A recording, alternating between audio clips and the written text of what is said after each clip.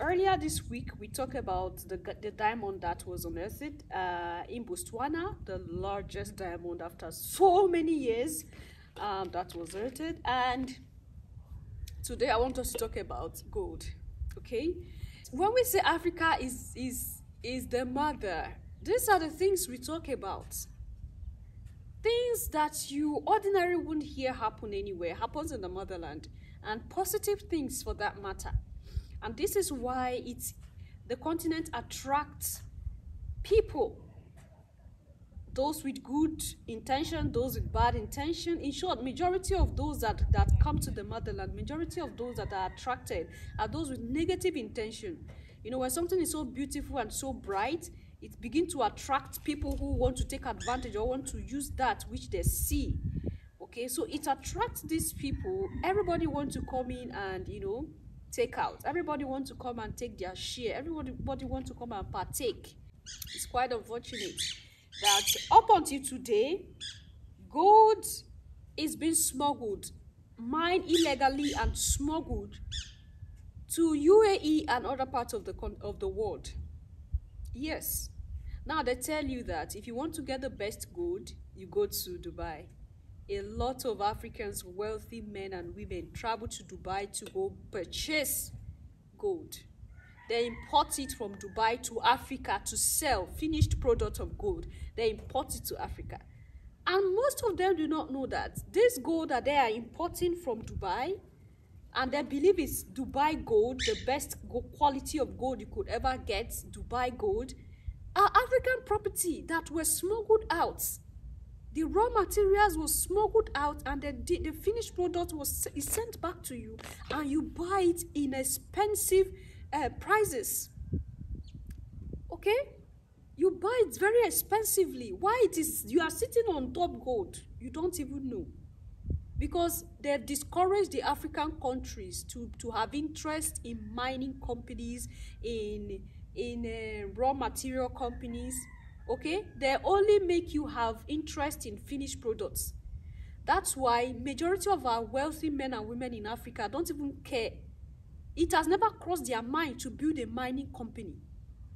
No, it has never crossed their mind to build any factory that would deal with raw materials and turn it to finished products. They are only interested in, I bought this in Dubai.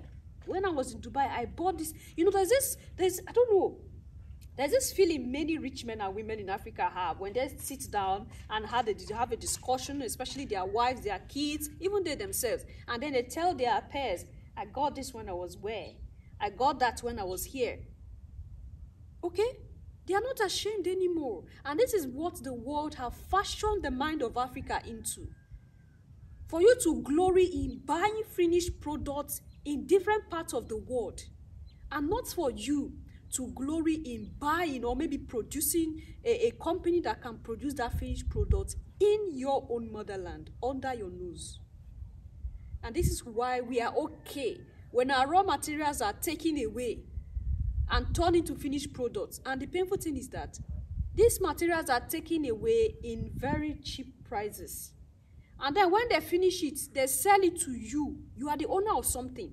Somebody comes to you and say, please give me this thing. It's not good. You don't know how to do it. Just give it to me. And then you give it to the person.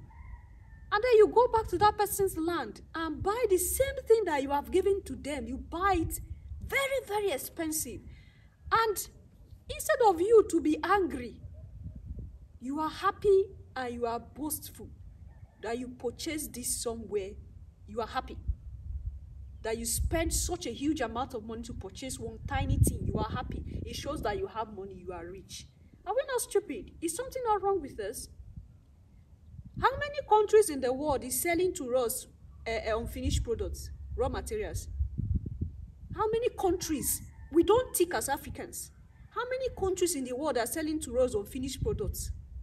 So that we come and finish it here and then sell it to them expensively.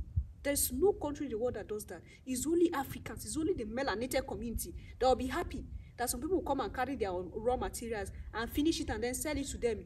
Why are we not eager to learn how things are processed? Why?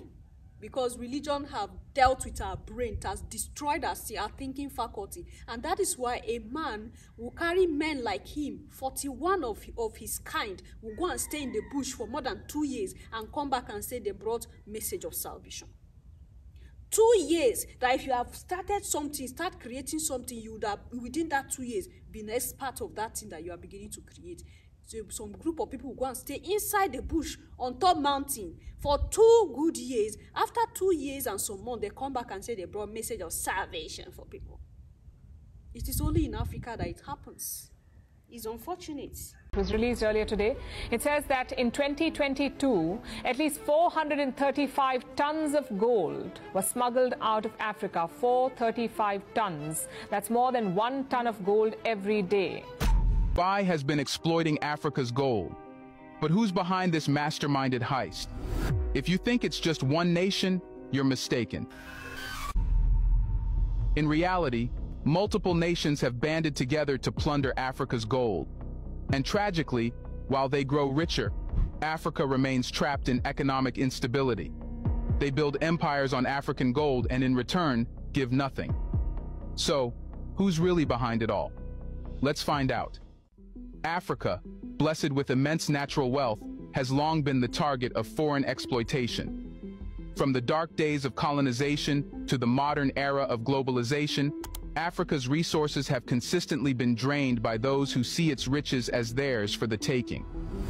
Today, the United Arab Emirates UAE, with its gleaming skyscrapers and luxurious lifestyle, stands at the center of a new chapter in this age-old story, the illegal gold trade. In 2022 alone, an astounding 93% of the illegal gold entering the UAE originated from Africa, totaling 435 tons worth a staggering $35 billion. This wealth, representing 40% of Africa's total gold production and 12% of the world's, is being taken off with ruthless efficiency. But this is no mere tale of one nation's greed. The West, with its long history of exploiting African resources, is a silent partner in this heist, benefiting from the plundered gold that flows through Dubai. This all starts to make sense when you think of what's happening in Africa in terms of its economy. Have you ever wondered why, despite Africa's immense natural wealth, so many of its people live in poverty? The answer lies in the systemic extraction of Africa's resources by foreign powers, a modern-day continuation of the colonial mindset that has plagued the continent for centuries. The latest manifestation of this exploitation is the illegal gold trade, with the UAE at the forefront. In 2022, nearly half of Africa's gold was channeled out of the continent illegally, with Dubai serving as the gateway to global markets. The UAE's role in this illegal trade is central. Dubai, often referred to as the City of Gold, has become the hub for gold trading, attracting traders and investors from around the world. However, beneath the glittering surface lies a dark underbelly of corruption, smuggling, and exploitation. The gold that makes its way to Dubai is often mined under dangerous and unethical conditions in Africa, bypassing regulations and taxes that would benefit the continent. This is not just a problem of legality. It is a deep-seated moral issue that reveals the persistent inequalities between Africa and the rest of the world. But let's be clear, this isn't just about the UAE. The West plays a crucial, if quieter, role in this exploitation. The gold that arrives in Dubai doesn't stay there. It moves on to Western markets, where it fuels economies and fills the coffers of multinational corporations. These corporations, many of them headquartered in Europe and North America, are the ultimate beneficiaries of this stolen wealth. They purchase the gold, often with little regard for its origins, and sell it at a significant profit. The irony is thick. Countries that claim to champion human rights and transparency are complicit in a system that exploits Africa's resources and people. The process is insidiously simple. Gold is mined in Africa, often in small artisanal operations. Instead of being processed and sold legally, much of it is smuggled out, avoiding taxes and regulations. The gold passes through various hands, often ending up in Dubai, where lax regulations make it easy to clean the gold and sell it on the global market. The profits are enormous, but Africa sees none of it. Instead, the continent is left with environmental destruction, social disintegration, and the economic impoverishment that accompanies this illegal trade.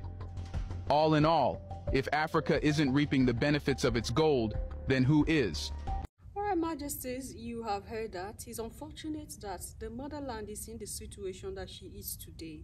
And all thanks to the kind of leaders that we have, because this is not something that just started today.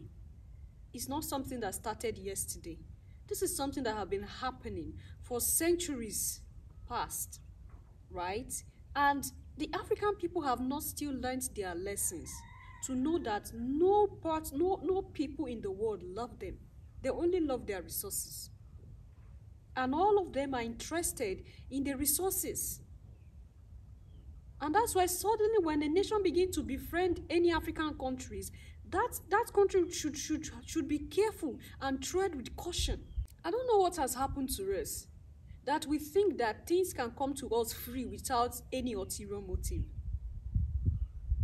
And so we are so okay with free gifts. Oh, we are going to help Africa, the dark continent. We are going to help Africa survive. Why must you help a group of people to survive when the people are beginning to say, no, we don't want you to help us again? We don't want to survive again. Be in your heaven and live. Let's live in our hell. In peace. But the world will refuse. They are not interested in letting Africa live in peace. In the hellhole that they feel Africa is in. Remember, we've talked about how France do not have any gold mine in their country, but have the largest gold reserve. So where do you think all those golds are coming from? They were coming from Mali. They were coming from Burkina Faso. They were coming from Niger. Okay? These are places where those golds were coming from. So that's the irony of the whole thing. That France that do not have a gold mine has tons and tons of gold reserved. And then Mali that is sitting on gold do not have any gold mine. Sorry, Mali that is sitting on gold, okay, that has a lot of gold mine because of course they are sitting on gold, do not have any gold reserved. Is it normal? It's not normal. It is because the so-called people who claim that they are messiahs are the ones stealing their gold. Mali will mine gold and France will come and pack it and go and store it in their reserve. What is wrong with us? Anyway, the joy I have is that Mali realized this and cut off. Mali realized this, go it and cut off immediately from immediately he stepped on as the leader. He cut off from them. And France did everything. Just as they did everything in Burkina Faso and they did everything in Niger. And that's why I always tell you that whenever I talk about the Sahel, I'm always happy. There's this positive vibration that is emanating from the Sahel. And the prayer I have is that this positive energy will also circulate to the other parts of the country and then give some of these leaders sense so that they can make decisions that will better their people and not a selfish decision for themselves alone. Leave your thoughts and opinion there at the section, and I'll see you in my next one. Until then, love yourself, love others, stay safe, stay positive, always your majesties. Bye for now.